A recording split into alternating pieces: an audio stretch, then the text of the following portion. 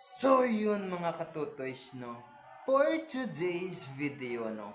May ara kita nakita no, may ara subong nga nag-viral nga nakita ko diri sa Facebook no, sa social media nga isa ka vlogger no, isa ka vlogger nga kung makita ninyo no, nga nagkaon sa sang sardinas no, sang 555 no, kung balaan ninyo kung ano siya arte-arte no.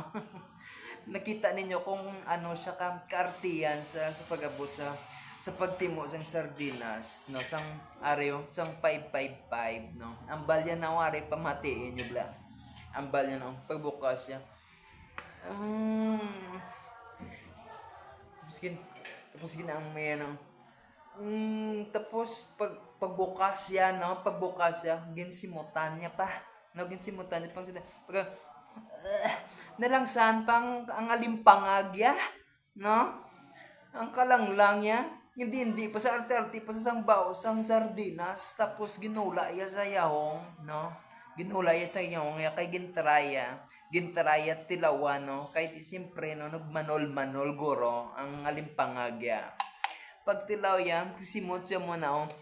Pagambalya pa na oh, arte-arte ang bilat sang amak. Doon na may pakalon kung makita niyo yung video yan ng tamaan, gadya arte-arte yan. Sa malang diri sa Pilipinas, siya kamalmal sa sardinas, na di siya arte-arte yan niya pa.